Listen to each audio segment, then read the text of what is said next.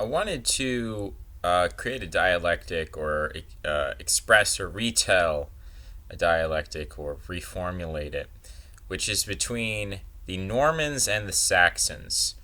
Now, when we talk about Normans and Saxons in opposition to one another, we're usually talking about England, but I think that this dynamic has a wider application in other places than just England, and I think this is now an international dynamic. So, when we talk about Saxons, we're basically talking about working class, middle class, lower class white people. And when we talk about Normans, we're basically talking about elite white people. And so people who call themselves white nationalists, I don't believe they're white nationalists because I don't think they understand the intersection of racial and class dynamics.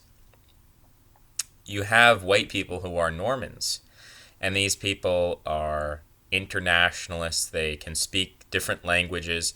They're basically at home everywhere and nowhere. And I mean, people can say Norman is a code word for Jew, but I don't think that's historically the case. I think the Normans were an actual real people. And I think that, the history of the Normans is basically that they were descended from various northern European groups, Vikings, and so on. They were generally, like other northern Europeans, fairly blonde-haired, blue-eyed, Germanic in type.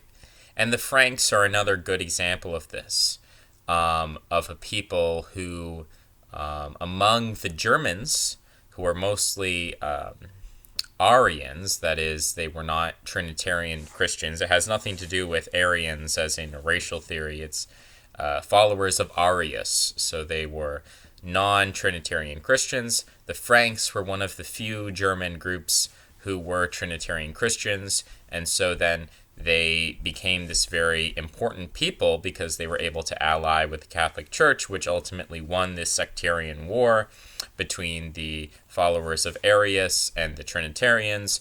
And so the Franks have always since the Catholic Church crowned Charlemagne as emperor, the Franks have always occupied a special place in Christian history to the point where during the First Crusade, when it was declared by the Pope in his proclamation referred to the Franks as a chosen people of God. Now, if you're a supersessionist, then you would believe that the Franks have replaced the Jewish people as God's chosen people.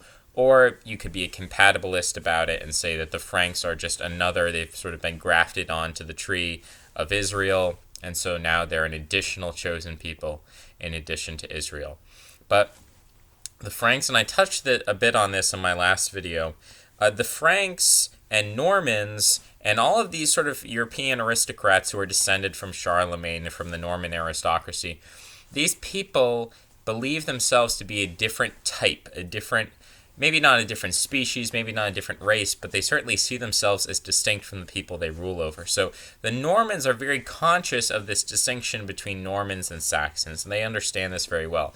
And so when a Norman, and I'm using the term broadly now in a kind of metaphorical way, when a Norman says, we have to defeat white supremacy, that's a code word for Saxon supremacy.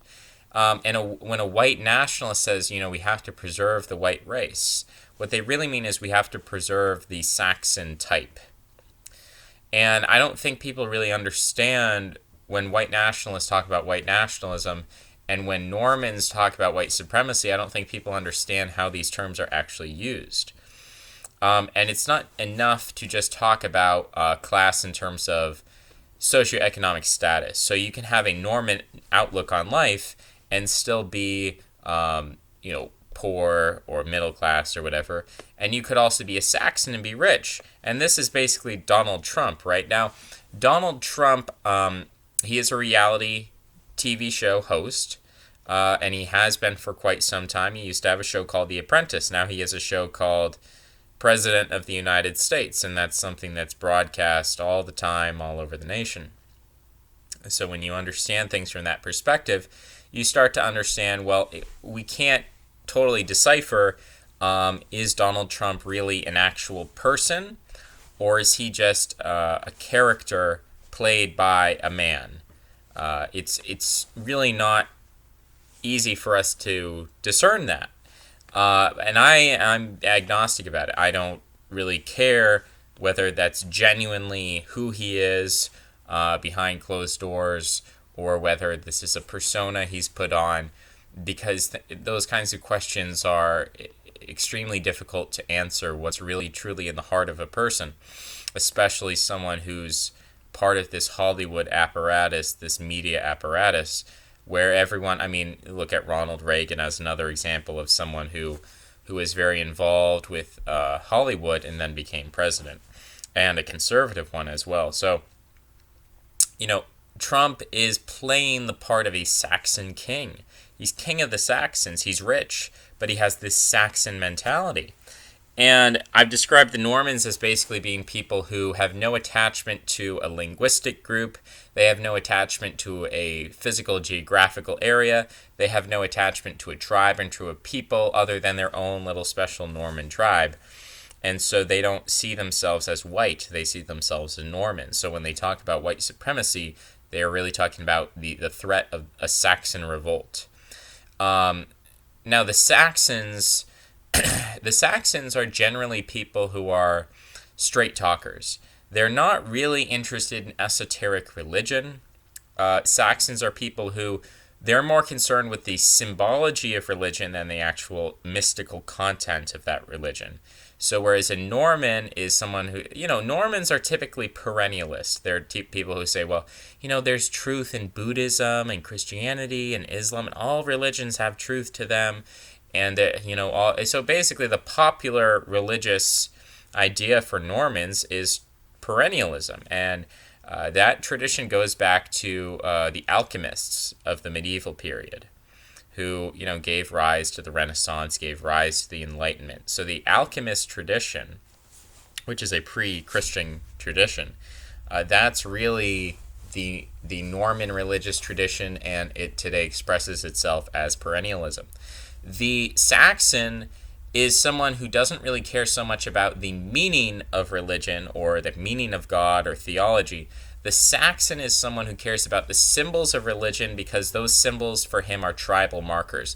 The Saxon is first and foremost, his ideal is not the priest or the merchant, but his ideal is the warrior. So even if he's not personally a warrior, he idealizes the warrior as the highest the sort of the highest caste of society.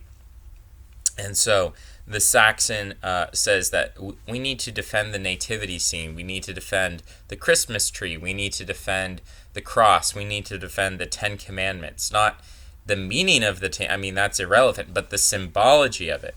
So the Saxon is offended when a mosque is built, because he feels this is an invasion of his land, an invasion of his tribe. So the Saxon is very tribally minded. He's very concerned with blood and soil. And so, Nazism is an expression of the Saxon mentality. And we can also see ways in which communism is an expression of the Saxon mentality. Of course, Marx was the popularizer of the term communism, and he branded it as his own thing. But, there were other communists and socialists before and after Marx, like Wilhelm Weitling, who were anti-Semitic. So, there was this desire among a lot of German nationalists who were not Jewish, who had this Saxon mentality, and they didn't like the Norman aristocracy. They didn't like the outlook of these people who didn't care for the poor. And they were all about delivering truth and justice, and they were iconoclasts in a lot of ways. But you can see the Saxon mentality in a lot of revolutions, a lot of revolutionaries. On the other hand, you can see a lot of the ways in which revolutions are funded by Normans at the top. So you kind of have Saxons on the street level doing the actual fighting, and then Normans who are funding the operation, Normans who are creating the propaganda, and so on and so forth. So these two mentalities, we'd associate the Norman with art and religion and poetry and these sort of things, and that the Saxon's more concerned with the real world. One of the areas I think the Saxon mentality does express itself outside of warfare, outside of tribalism and jingoism and nationalism, I think the Saxon mentality does express itself in philosophy, in the question of what is the meaning of life, what is the meaning of things, what is meaning itself, what is truth, epistemology. Saxons seem, very intelligent Saxons seem to be preoccupied with these questions, whereas the Norman is more of a relativist. The Norman is more, expresses himself in French philosophy. The Norman doesn't care so much about, life after death or these sort of questions. The Norman is concerned with domination in this world, whereas the Saxon is concerned with what is the ultimate reality, what's the ultimate nature. And I think that that's somewhat expressed in the fact that powerful you have such powerful philosophers coming out of Germany. Nietzsche, although he believed himself to be a descendant of the Polish aristocracy, he was not. He was, and he tried. There was a kind of internationalism to him, but he still was. And again, this dynamic, it doesn't mean that everyone can be cleanly and neatly slotted into the Saxon or Norman category. But I just think it's interesting. Is someone who's extremely preoccupied with. Nietzsche's life was not very successful, right? But he was very preoccupied with these notions of power and truth and falsehood and good and evil, and deconstructing them and getting to the truth of things. And also you have Schopenhauer, who again was very pessimistic in his outlook, but he was concerned with what's the truth of reality, what's the truth of what's going on. Even Spengler, who is not a philosopher in a strict sense, but he was very concerned with what is a civilization, what is the nature of a civilization, what is the essence of a civilization, these sort of questions. So people who are focused in maybe an impractical manner, but they're focused in trying to understand ideals and idealism, and they're really concerned with getting to the essence of things. I think that is a Saxon tendency versus the Norman, who sort of just wants to take things as they are and manipulate events and manipulate history and in a way that benefits them. And so they're not so concerned with what is the truth behind the appearance, but they're more concerned with the appearance of themselves. So they're more about style over substance, whereas the Saxon is more about substance over style. I also want to talk about the god Thor and the god Odin, because what I'm trying to do here is I'm trying to make people understand that there is a nationalist and internationalist element within Northern Europeans, and you don't need an explanation. I mean, certainly when we talk about the Jewish people, we're talking about two extremes. On the one hand, you have the extreme Israeli Zionist, and on the other hand, you have the extreme diaspora nationalist. And these are two distinct types. And there's actually a little thing I could theoretically put up, but it's a study. I think it was by Pew Research Center. So, remembering the Holocaust. This is a question of a percent of Jews who say blank is an essential part of what being Jewish means to them personally.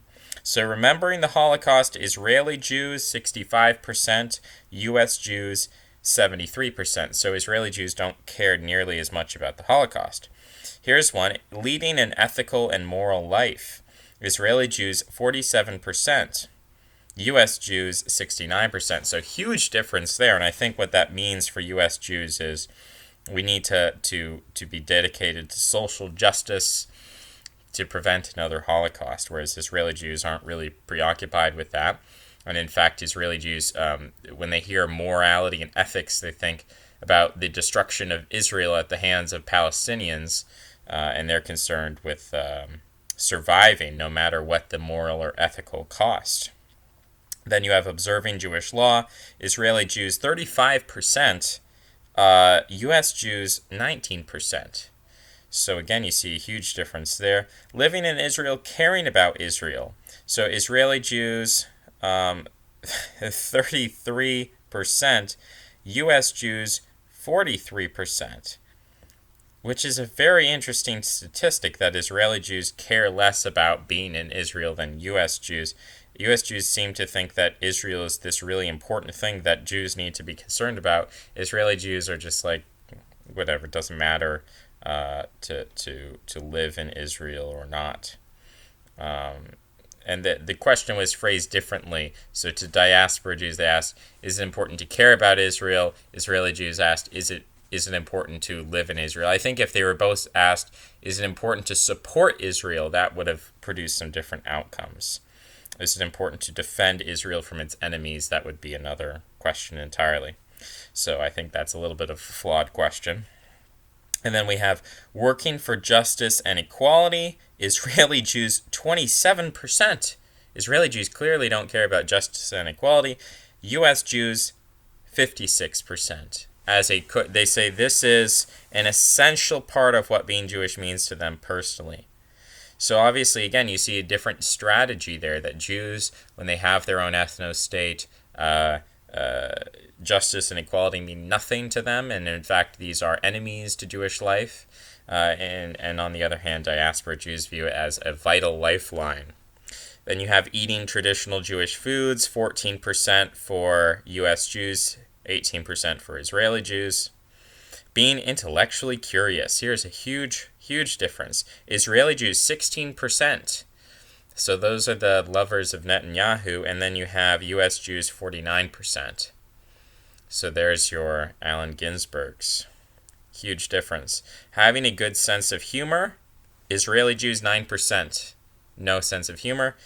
U.S. Jews, 42%, and that's interesting because it's been commented on before that Africans and African Americans differ to a huge extent in their humor, and that blacks in America they adopt a very humorous attitude as a survival mechanism, that if we can get white people to laugh at us, they won't sense us as a threat, and we'll be able to assimilate better. And I think this is a strategy. When you're surrounded by a hostile majority, one of the best ways to critique and break down the majority and to present yourself as innocuous is to be funny. And so I think Jews view comedy as a huge part of their survival strategy, especially mixing entertainment with propaganda is an important thing. So anyway, those are just some differences in how Jews think. And so Jews are not a monolith, and Northern Europeans are not a monolith. And there are very important Northern Europeans, and this was made a point, the old Real Brother Radio. I was happy to see him floating around the interwebs, and he was saying something like, in the black community, in the Asian community, wealth is more evenly distributed throughout the community. Yes, there are a few Asian billionaires, there are a few black billionaires or millionaires, but the wealth is far more evenly distributed than in the white community. In the white community, like 90 or 60, the majority of the wealth is held by 10% of the population, which is not the case with these other racial groupings. So I would have to check that, but it does make sense to me. It does make sense to me that the Norman class owns most of the wealth, the Saxon class does not. And that's increasing to be the case. It's increasingly the case that the white middle class is being hollowed out and losing its wealth, and the white wealthy class is actually gaining wealth at the same time.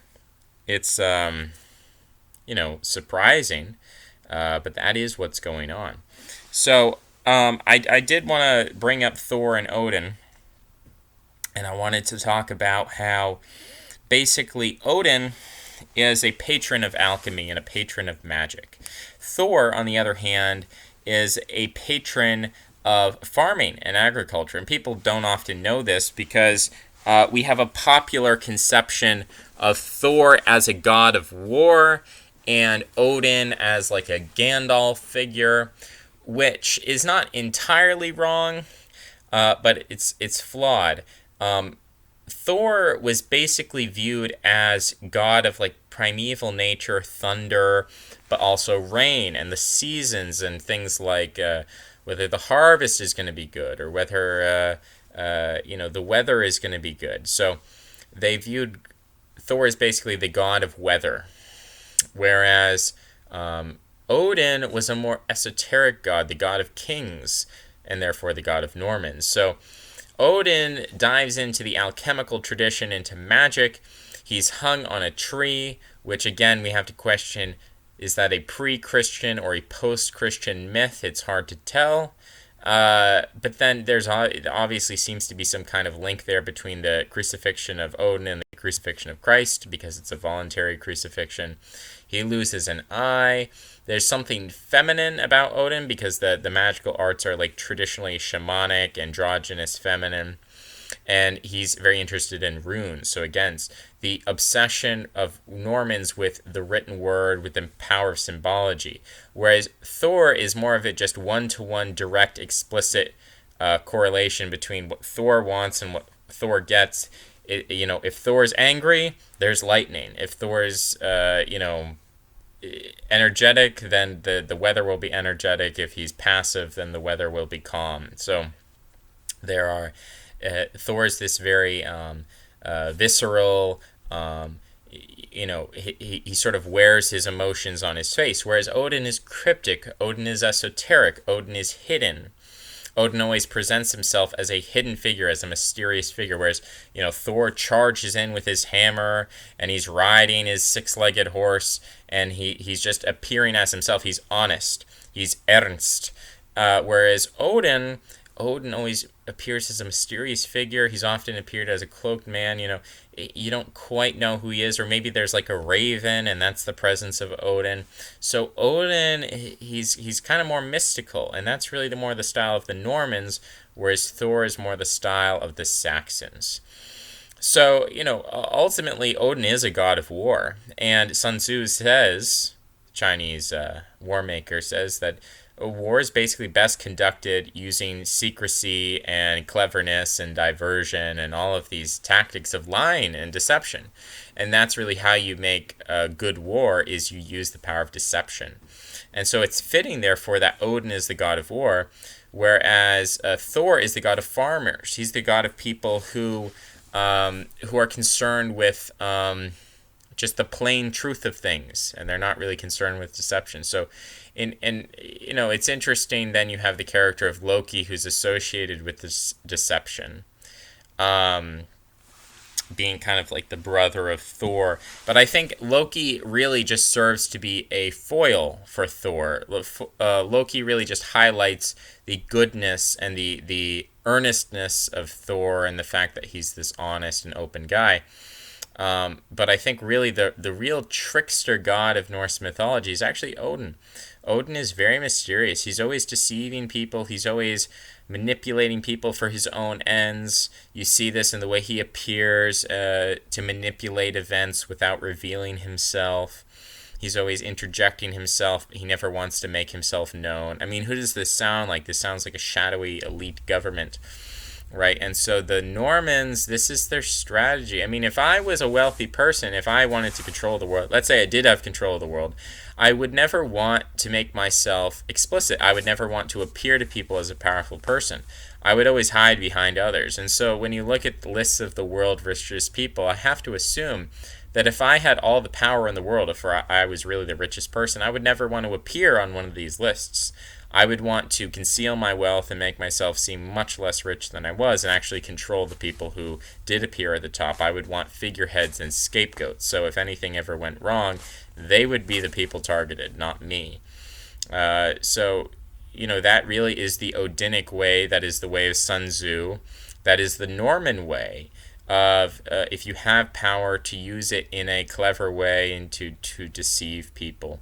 And so you don't need, of course, Jews develop a relationship with Normans, and I think there's a kind of syncretism between Norman Northern Europeans and Jews who leave the Orthodox faith, right? There's a difference between the Israeli Jew, who's kind of in the Jewish community, and in medieval times this would be analogous to the Jew who lives in the shtetl, the Jew who is observant, Torah observant, versus the diaspora Jew, the Jew who leaves the community, the Jew who leaves Israel, the Jew who lives in the world, the Jew who tries to assimilate, who tries to become reformed.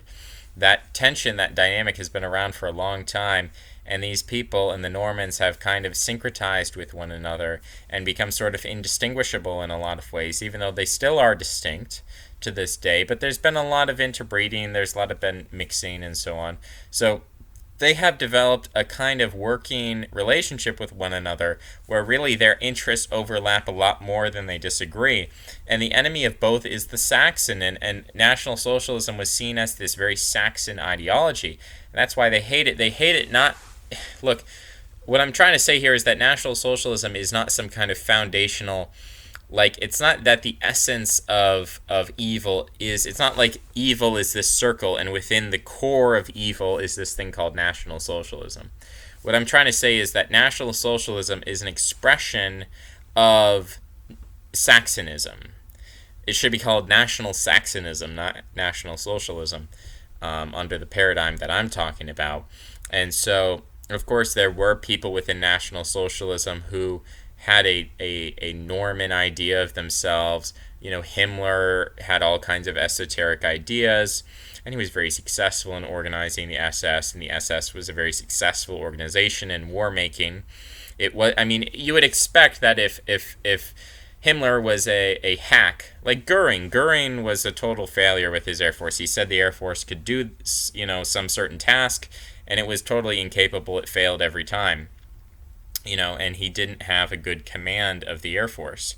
He was a good pilot, and he was a smart guy, and he had good connections with the aristocracy, but he wasn't really good at running the Air Force. And so the Air Force was something that really was set up to fail in a lot of ways, whereas the SS often outperformed expectations. And so you would think if Himmler was really a quack and he was a loony, you know, just crazy guy, that this organization wouldn't work out well. But it often, you know, if anything, he was good at selecting people who were then good at selecting people. I mean, he was good at creating a process that selected the best elements out of the population for what he needed them to do.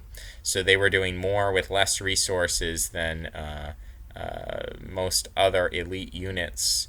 You know, whether we're talking about the British Expeditionary Force or we're talking about the United States Marines or whatever. So in any case, this dynamic, it's an interesting dynamic, and I think we have to understand this if we want to understand the fact that, you know, Jews, they were a disempowered minority for much of European history. They were not like calling the shots. They were not at the top of the social hierarchy in any sense for most of European history. And then they were invited into a power coalition. We have to ask, who invited them in? Who empowered the Jews? Who liberated the Jews? It wasn't people who were Saxons in their mentality. It was these Norman peoples. And so white nationalism, if it had a proper understanding of history, I think it would understand itself. And you could use terms other than Saxon and Norman. I'm not saying you have to use those terms, but I think it's a good metaphor for how different groups think. And I think if white nationalists understood themselves properly, they would understand, hey, we are the Saxon movement. The quote-unquote, when we say globalist, really what we mean are the Normans. And when we say nationalist, really what we mean are people who are of the psychological type of being Saxons. So I think that's all for today. Thank you for listening, and I will see you next time. Bye-bye.